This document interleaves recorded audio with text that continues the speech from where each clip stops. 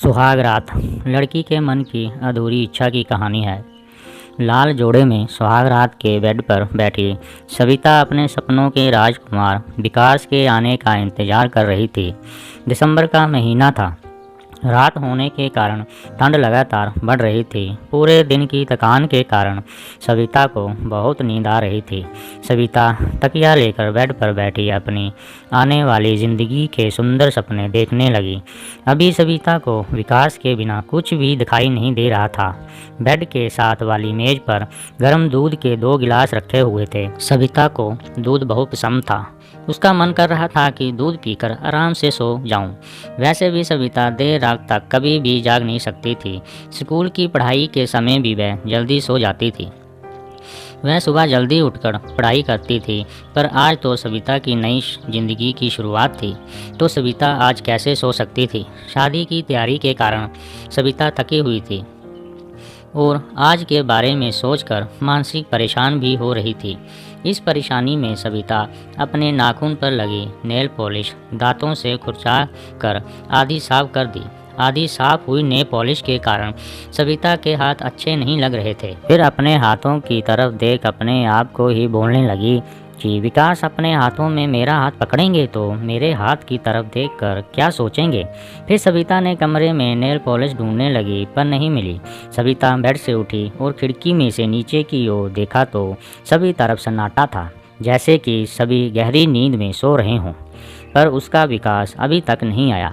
सविता ने मन ही मन में कहा कि मैं भी आपको हाथ नहीं लगाने दूंगी, आपको पूरी तरह तड़पाऊंगी। खिड़की में से ठंडी हवा आने के कारण सविता कंपकपाने लगी। सविता ने जल्दी से खिड़की बंद कर दी और पर्दा लगा दिया। सविता आकर बेड पर बैठ गई। बैठकर विकास का इंतजार करते करते सोचने लगी कि मेरी बुआ जी कहा करती थी कि सविता ससुराल जाकर राज करेगी। फिर सविता कल्पना करती है कि कल्पना में ही विकास के साथ बातें करते हुए, देखो जी, बेशक मैं साधारण परिवार से हूँ, पर आपने पैसे का मान मुझे मत दिखाना। मुझे बस आपका प्यार चाहिए और मैं आपसे नाराज़ हूँ। आपको मालूम है आपने कितना दहेज लिया है, पापा ने कितनी मुश्किल से सब अरेंज किया है, और मैं किसी के भी पैर नहीं पड़ूंगी, बस नमस्ते ही बुलाऊंगी। एक बात और कि मैं घूंघट भी नहीं निकालूंगी। फिर सविता आप ही मुस्कुराने लगी कि आजकल कोई भी घूंघट नहीं निकालता, मैं तो फिर भी बड़े घर की बहू हूँ। सविता ने सोचा कि मैं आज ही सारे दुख सुख साझ कर लेंगे। मुझे कौन सा विकास से चांद सितारे चाहिए, पर हाँ, सबसे पहले तो पूरे परिवार के बारे में पूछूंगी, ताकि जो मैं सबका अच्छे से ख्याल रख सकूं। विकास अभी तक कमरे में नहीं आया। विकास का इंतज़ार करते करते सोचने लगे कि विकास जब भी कमरे में आएगा मैं उसके पैर पड़ूं या उसको गले में बाहें डालकर उसका स्वागत करूं। अभी सविता इस कश्मकश में थी कि सविता को लगा कि बाहर कोई आया है। सविता बेड पर घूंघट निकाल कर बैठ गई। कमरे को लॉक नहीं लगा था, तो विकास जोर से दरवाज़ा खोलकर अंदर आ गया।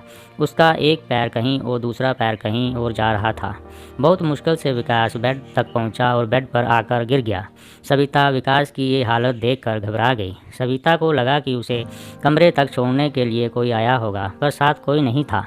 पूरा कमरा शराब की महक से भर गया। सविता का दिल करे कि बाहर चली जाऊं, पर सविता बाहर नहीं जा सकती थी।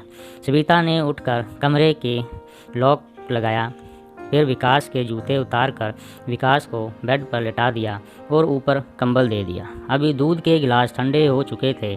सविता भी दिल की बातें दिल में दबाकर सो गई। दोस्तों, अगर आप हमारे चैनल पर नए हैं तो चैनल को सब्सक्राइब करना मत भूलना। मिलते हैं अगली कहानी में।